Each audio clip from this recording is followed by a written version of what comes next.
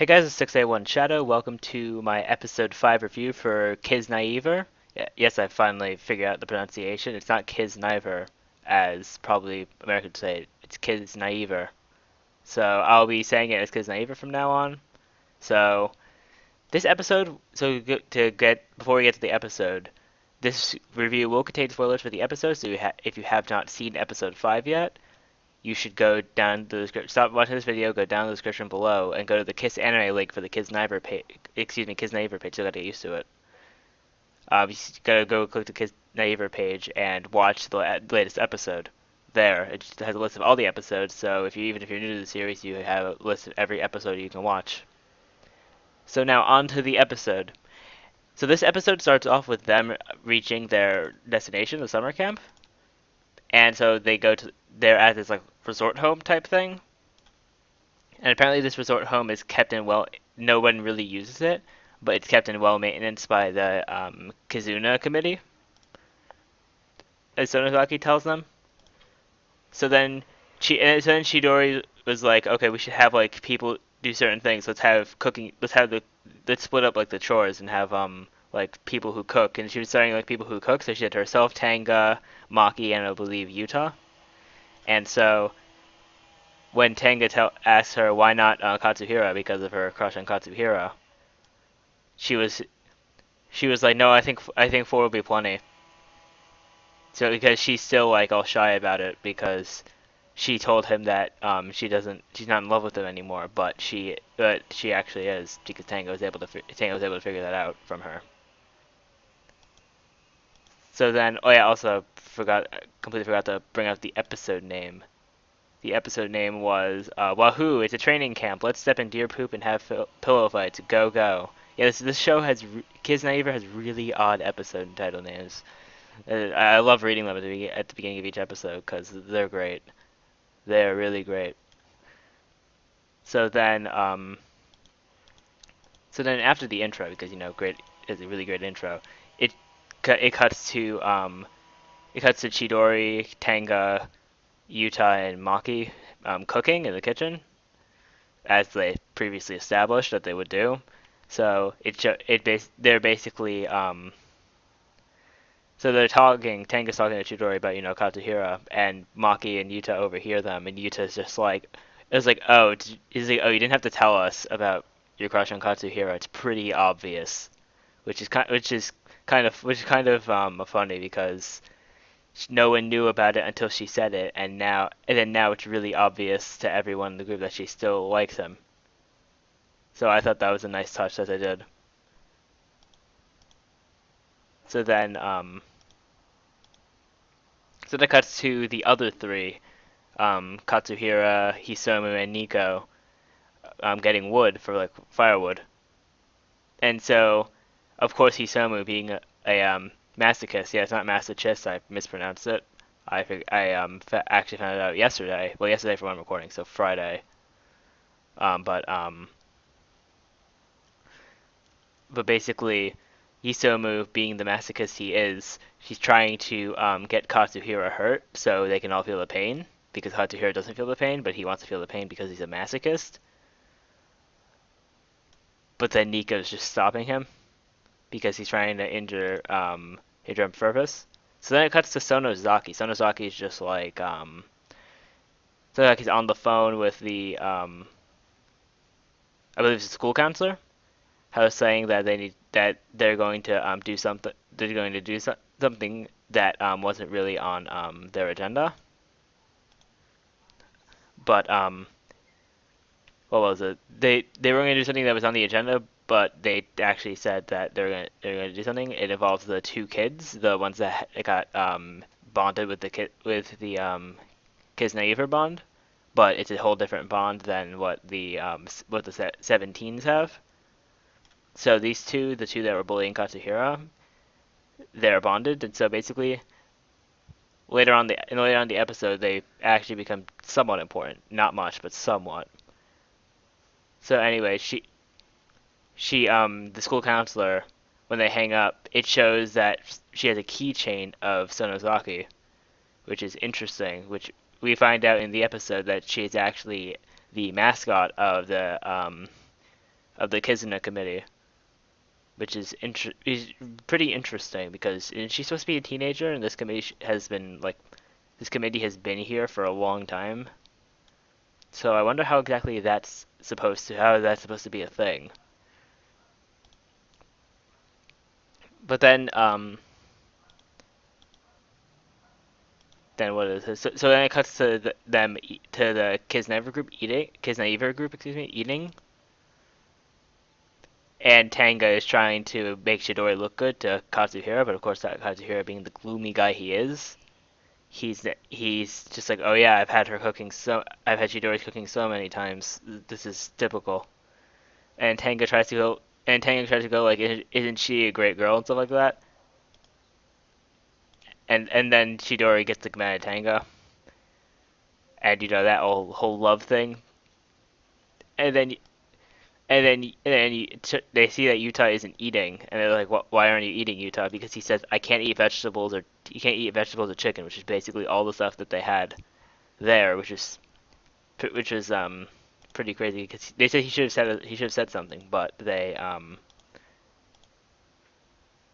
he can only eat. Apparently, his diet is that he can only have I believe it's ground beef and eggs.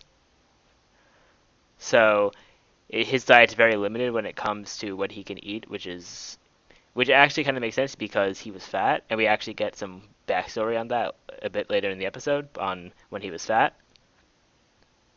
But then of course Tanga makes the same comment he made in the last episode when they had like the whole big rice bowl when he was like show us your fatty potential, which I thought was hilarious.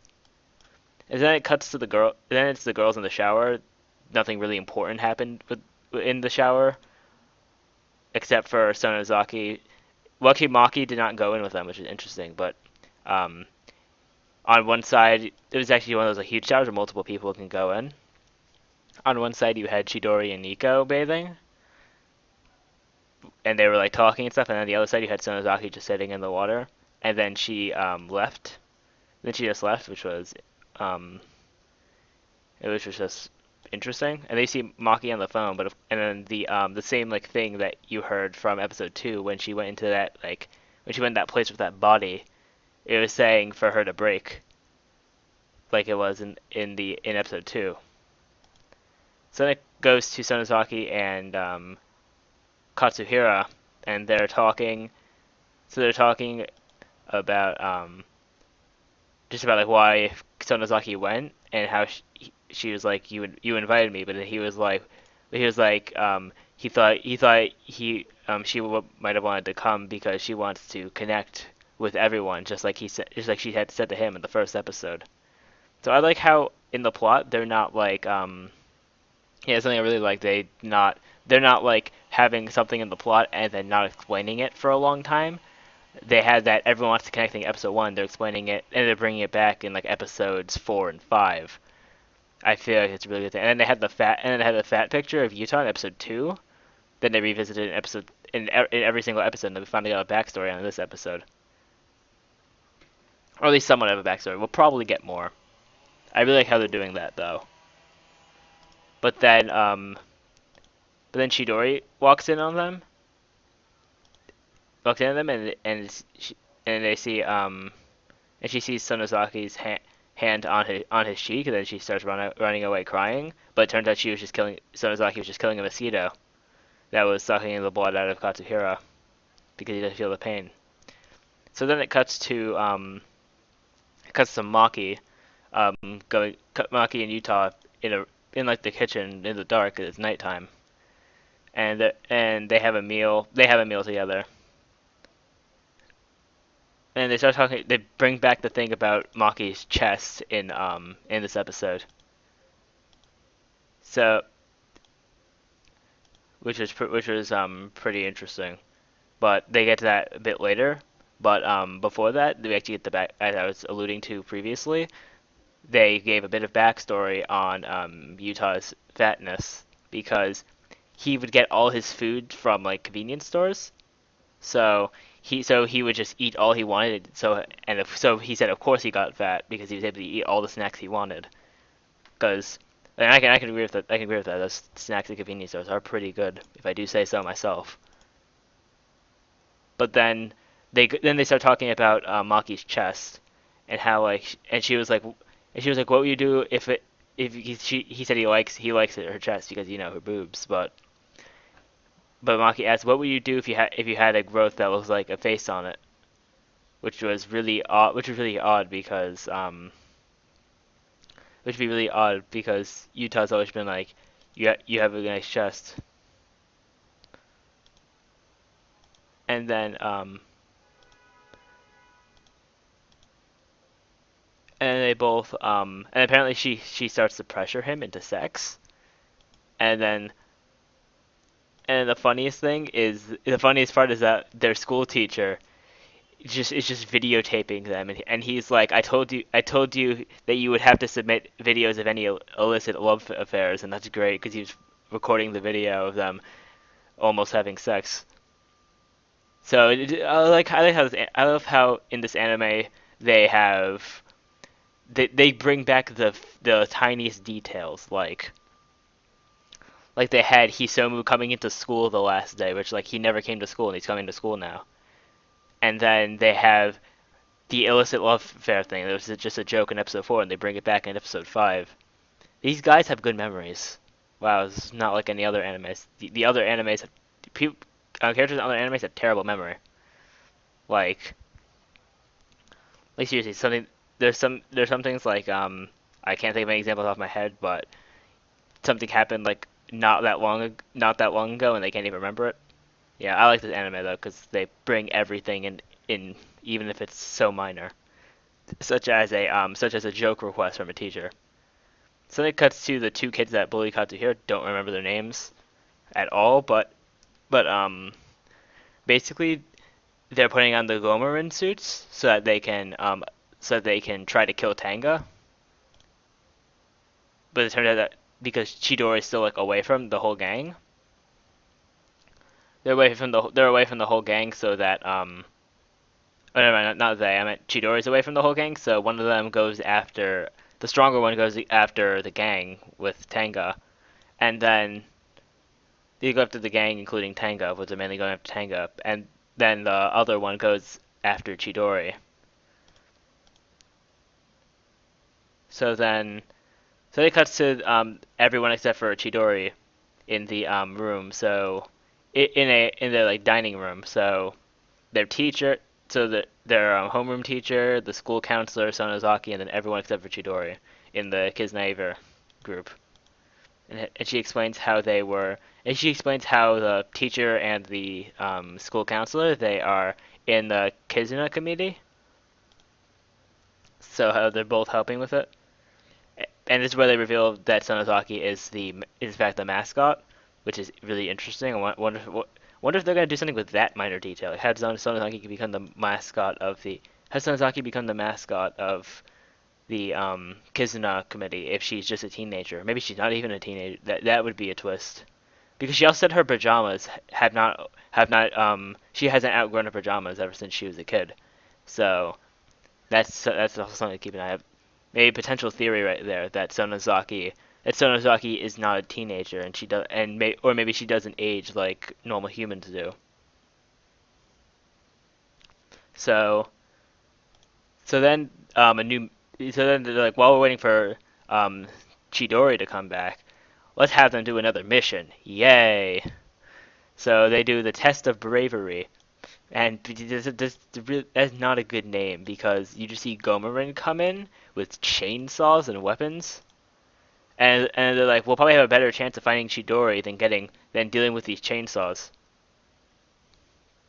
So so then they ran out they ran out to find Chidori, and then it turns out that they ran into apparently a grave site with all of their families' names on it, and then out of the graves Gomarin come up.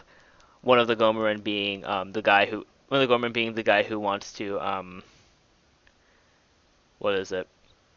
One of the guys that wants to kill Tanga, the stronger one. And so they go there, and then Tanga just like beats the crap out of him with one hit, and he's beating the crap out of all the other ones as well as the other ones. But Tank is using his bare hands, but Tank is using his bare hands pretty much, but everyone else is using like a stick. So then it cuts to Chidori. Well, actually, no. This before Tank starts beating the crap out of them. It cuts to Chidori with the other guy, and how he's trying to pursue her. But then because Tanga beat the crap out of him, he the other one felt damage too because they were both bound by the Kiznaiver bond. So because they were bound by the Kiznaiver bond, the other one fell, and so he started to remorse about his own life and how of like taking all the money from we're taking all the money from what's their face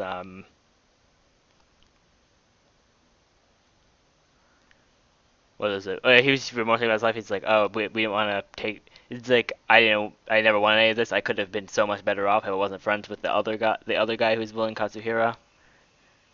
And so Chidori, um, and Chidori, the guy says he wants to die, but then Chidori starts yelling at him. She's just like, no. She's like, no, no, you're not gonna. She's like, no, you're not gonna die just because of that. You you need to give back everything that you gave Katsuhira. She had like an emotional speech to him, and apparently it seems that starting with this test, apparently their emotions get linked too. Like if someone has a really if someone's like really like letting out their emotions, they all feel gloomy because when Chidori was yelling like that, everyone else felt gloomy, even Katsuhira. So, and she said even before they bonded with the Kiznaiver bond, they that she felt the pain that he was feeling when he was getting bullied by them, and then how she felt even more pain when Sonozaki suddenly showed up,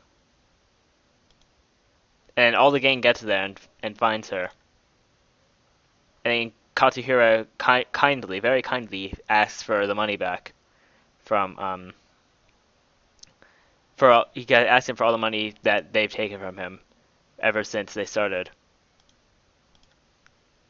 and how he says he starts and he's saying how he didn't know Chidori felt the pain that he would have felt, which of course makes Chidori tear up, cry because she's a girl, and it turned out that she sprained her ankle, which is odd because she was standing, but Katsuhira's just holding her, and he says how he thinks she's fine just the way she is, that she shouldn't change. And it's revealed by the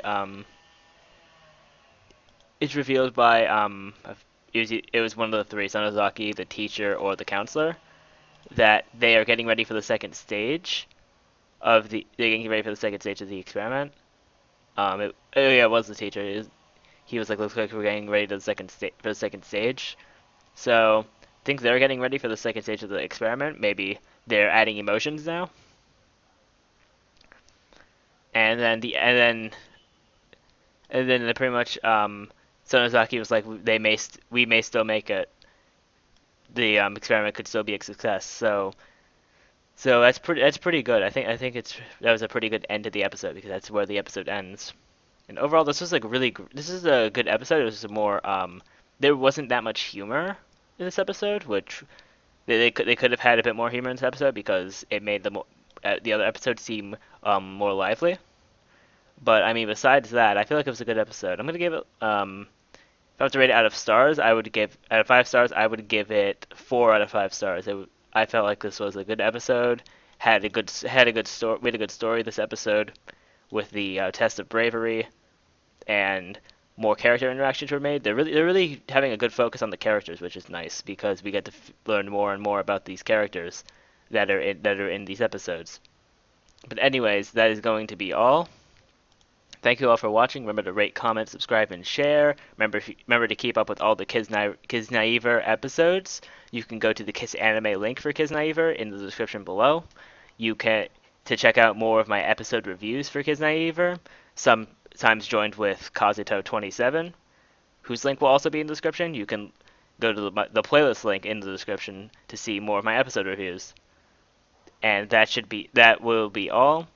And I will see you all next week for Kiznaiver episode reviews. See you then.